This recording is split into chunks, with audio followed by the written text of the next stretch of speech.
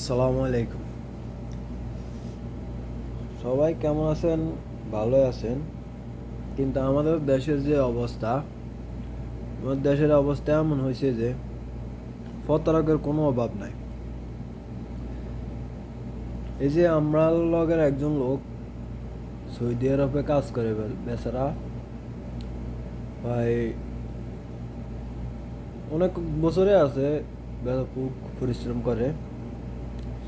তো কি হইলো কি, একদিন বেচারার বাপে হঠাৎ করে ইলিশ মাছ খাওয়ার একটু ইয়ে করলো আর কি। বড় ইলিশ মাছ, ডিমওয়ালা ইলিশ মাছ খাইতে চাইছিল হঠাৎ করে একদিন। তো বেচারার কইলো ইলিশ মাছ খাইবো, হ্যাঁ। খাওয়ার পরে বেচারা অনলাইনে ঢুকলো, ঢুকে দেখলো বেচারা তো ধরেন আপনাকে দেশে থেকে কিনে খাওয়ানোর তো ইয়ে নাই, কারণ তো বেচারা প্রবাসে থাকে, তো এই কারণে কিনতে পারে না। তো অনলাইনে ঢুকে অনেকগুলা পেজ আতাইলো। আতানোর পরে চাঁদপুরের একটা পেজ আছে, হ্যাঁ, ওই পেজটা নক দিল। নক দিয়ে বেটা কল সাথে কথা কইছে, সব কিছুই ঠিক আছে। বেটা কয় আমারে বিশ্বাস করেন, মাছ ফাড়াই দিব। এই কথার উপরে বেটার ভোটার আইডি কার্ড সব কিছুই দিছে। দিছে বলতে যে আপনার মজার কথা হচ্ছে সব কিছু হচ্ছে ভুয়া, সব কিছুই ভুয়া, হ্যাঁ। তারপরে তো যাক কথাবার্তা করতে করতে ফাইনাল টাকা দিতে হবে, অনলাইন পেমেন্ট, আগে টাকা তারপরে। তো বেটা টাকা দিতে দিতে বেটা 17,000 টাকা দিছে আর কি, মোট 17,000 টাকা দিছে। তো অনলাইন পেমেন্ট করে পরে 17,000 দেওয়ার পরে বেটা কইছে পেমেন্ট হয়েছে। ফ্রিজের মালিক যে মাছ বিক্রি করবে ইলিশ মাছ, হ্যাঁ, কয় ভাই আমার টাকা পেড হয়েছে।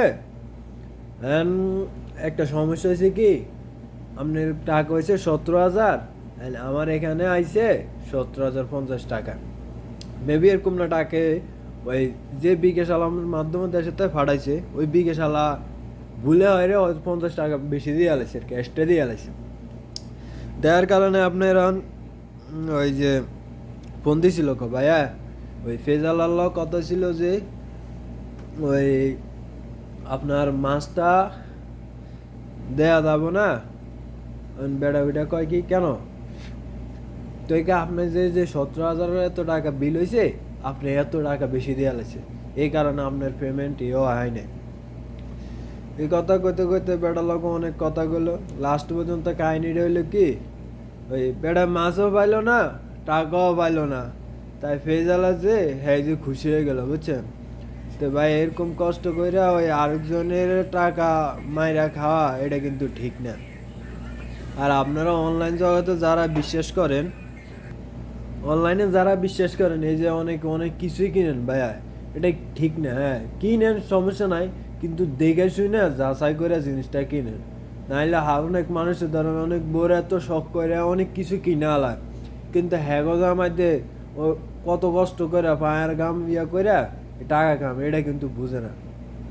তো ভাই জিনিস কেনার আগে, আপনারা অনলাইনে জিনিস কেনার আগে একটু দেখেন, দেখে বা আপনার চিন্তা করে তারও জিনিসটা কিনেন। কারণ এইটা ভাবেন না যে আপনার তো আর টাকাটা এত আর এমনিতে দেয় না।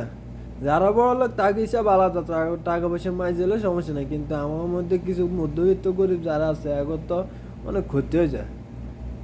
তাই যারা কিছু কিছু অনলাইনে কিনবেন একটু দেখে শুনে ভালো করে যাচাই করে কিনবেন। আমি কোনো সময় ভিডিও করি নাই, করলে এরকম ভিডিও করে না। আমার ওই দিন খারাপ লাগছিল অনেক, বেটার বিষয়টা দেখে অনেক খারাপ লাগছিল। তা বেটার আমরা না করছিলাম, তাও বেটা কইলো, বেটার ইয়ে রাখলো আর কি, যে একটা মানুষের প্রতি বিশ্বাসটা রাখছিল, কিন্তু মানুষটা আর ইয়ে করতে পারলো না। এই হচ্ছে আর কি আমাদের বাংলাদেশের অবস্থা আর কি।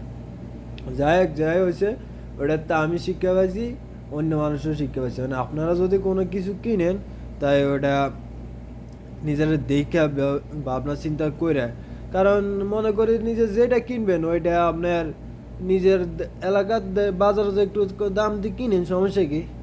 যদি আপনি একটু হাঁটেন বা একটু, তাই আপনার ভালো। তাই অনলাইনে কিনের কি আছে, অনলাইনে তো আপনার সব কিছু সুবিধা আছে আছে, কিন্তু সব কিছু যে আপনার সঠিকভাবে দিব এটা কিন্তু ঠিক না। এই যে বেড়া 17,000 টাকা তো মার গেছে, এত কষ্টের টাকা বেড়ার, তো বেড়া এখন কিছু করতে পারছে? আর ওই যে বেড়ারা যে ফেজালারা এরকম প্রতারণা করেন ভাই, আপনাদেরও কই এই প্রতারণা করে তো এটা কামায় কোনো লাভ নাই।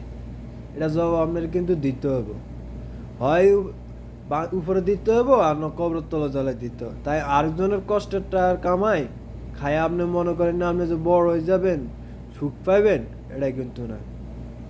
তাই যত ফেসওয়ালারা আছেন ভাই, কিছু বেচা কিনা করেন, সঠিকটা বেচছেন, ভালোভাবে ইয়ে করে দিয়েন মানুষরে, নিজেরাও ভালো কিছু করতে পারবেন, সম্মান পাবেন, আপনার ফেসটাও ভালো মতো চলবে। খারাপভাবে করেন না, মানুষের মুখের গালাগালি শুনবেন, ক্ষতি হইব। আপনি মনে করেন এখানে 5-10 টাকা বেশি খাইয়া লাভ কইরা মনে না আপনি খুশি, কিন্তু এটা ঠিক না। কবে তো তাহলে এটা সঠিকভাবে আপনার কিন্তু দিতে হবে। তাই ভাই আপনারা সবারই কই, যারা পেজেতে কোনো কিছু কিনবেন বা অনলাইনে কোনো কিছু কিনবেন, সুন্দরভাবে সঠিকভাবে কেনার চেষ্টা করবেন। ওই আমাকে লোকের মতো এরকম না ফাঁকা কিনা ধরা খায়েন না।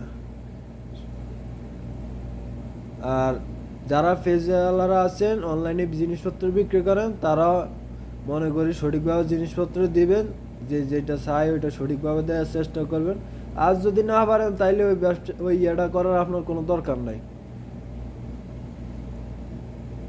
আর আমার যদি এই কথাগুলো সবাই একটু শেয়ার করে দিয়েন, যাতে অন্য মানুষও এই বিভ্রান্তিতে বাঁচে আর কি।